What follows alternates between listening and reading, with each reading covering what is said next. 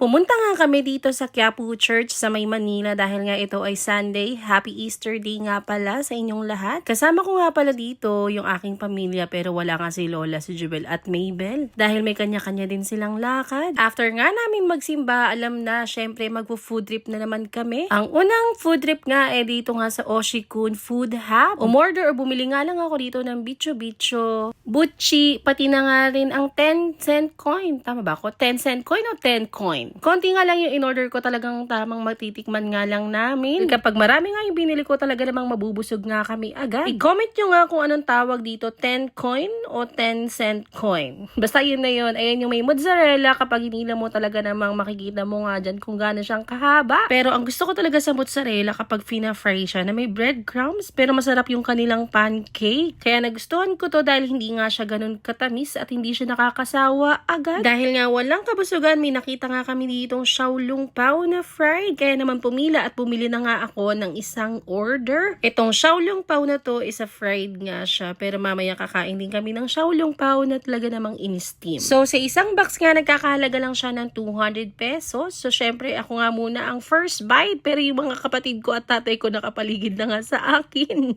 Syempre lahat nga kami ay titikim dahil nga pumunta nga kami dito para nga mag-food trip. Pero nga kung tatanungin mo ako, mas gusto ko yung steam na Xiaolong Pao. So ayun na nga ang kwento, kaya wala si Jubel dahil nga siya ay nasa Taiwan ngayon, kasama niya ang girlfriend niyang si Janelle. And si Mabel naman pauwi pa lang galing nga sa outing kasama ang family ng kanyang boyfriend. Sana all nakapagdagat. Kaya naman nung tanghali pa lang, tinawagan ko nga si mama at inaya ko nga sila na sabi ko pumunta nga kami ng Binondo at pagsisimba na nga rin kami dahil nga Easter Sunday. At buti na nga lang walang sapak tong si Ella at sumama nga siya sa amin. Habang kami nga ay nakapila sa Chuan Key, nakita ko nga meron ngang balot dito at nag-crave nga ako. Ang cute nga ng pailaw ni kuya, makikita mo kung saan nga yung pupukpukin mo at may sabaw. Nung ako nga lang dapat ang kakain, nakita nga ako ng tatay ko, kapatid ko at ni Maui, kaya naman tinawag ko nga sila at sabi ko mag-food trip nga muna kami ng balot. Sobrang sarap nga ng suka ni kuya, talaga naman nakakakilig. Yung gusto ko pa talagang kumain, kaso naisip ko namang nakapila nga kami dito sa Chuan Key. And talagang kilig na kilig ako nung nakita ko na nga yung sisiw. Ikaw mga ante, kumakain din ba kayo ng balot? Tas pag nakita nyo na yung malaking sisiw?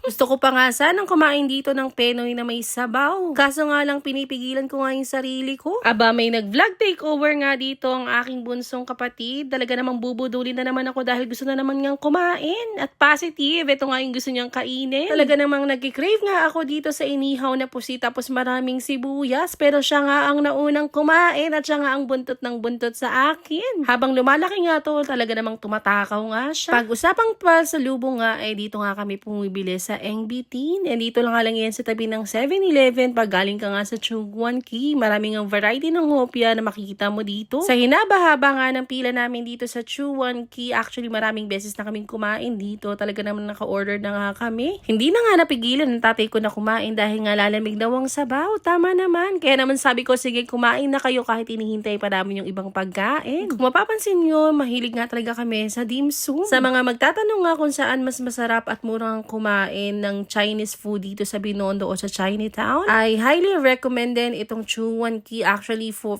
times na yata akong nakakain dito at talaga namang nasatisfy nga ako. At kung meron nga kayong gustong puntahan namin na food tripan, talaga namang i-message nyo o i-comment nyo nga lang. Talaga namang dadayuhin namin. Nabigla nga ako sa pagkain nito. Hindi ko alam, parang nabigla akong nabusog. Pero ganun pa man, talaga namang after nga kumain, talaga namang gumala pa nga kami at makikita nyo nga sa next video kung saan nga kami pumunta after namin dito sa Binondo. So tara, anong hinihintay mo? Mag-food trip ba tayo o gagala o pwedeng both?